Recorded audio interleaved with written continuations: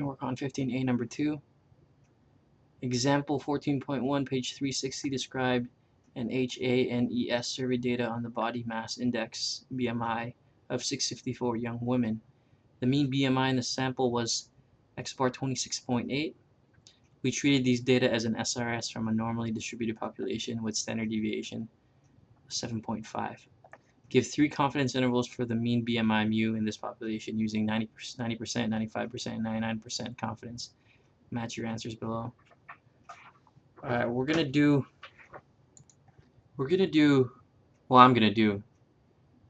the first one by hand, and then I'm gonna do the next 2 with the calculator. So if we're doing it by hand, let's identify all the information that we need to use to figure out the confidence interval at 90%. So right here I've written down the formula that you need to use if you're doing it by hand to figure out confidence interval, or Z interval. So it's X bar plus or minus Z star times sigma divided by the square root of n. This second part right here, Z star times sigma divided by the square root of n, is the margin of error. Now for this question, we're given sigma is 7.5 and n is equal to 654. And then the last part of that we need is the Z star, right? And Z star, the sea level at 90%, if we go to table C, right here 90%, and we go all the way down here to Z star, it is 1.645. Alright, so 1.645, check this out. Sorry, 1 second.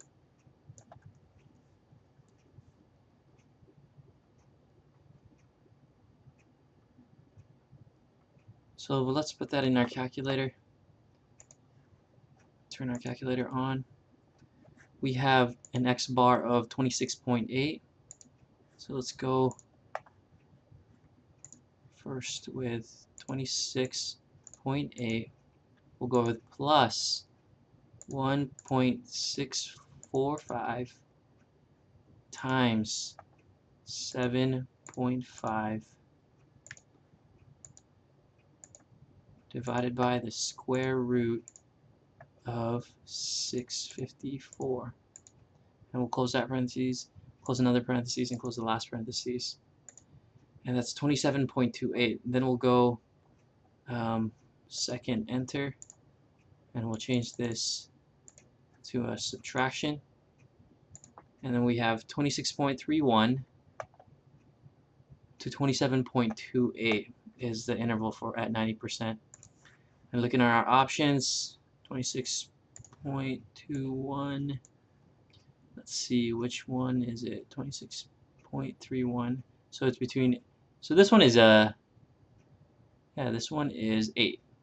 So at 90% we have 8. Great. At 95%, let's just use the calculator, the test.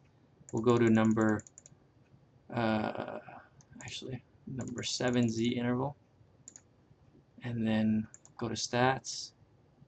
7.5 is our sigma.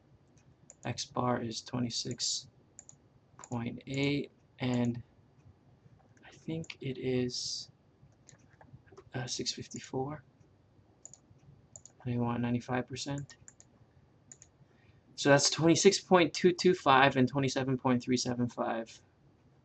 So let's see which one that matches up with. 26.25, 27.3. So that best matches with number 3. And then finally, to do the other one, let's just go back to the test.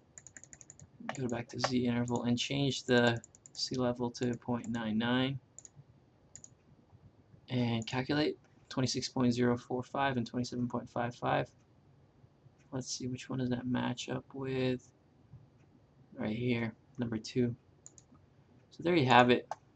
8, 3, and 2. That's how you do number 2. That's how you do confidence interval by hand or using the calculator. I mean, by hand, you're also using the calculator. So you get kind of the point that it's probably the best idea for you to get really good at it with the calculator to know how to do it in the calculator, because that's the fastest way.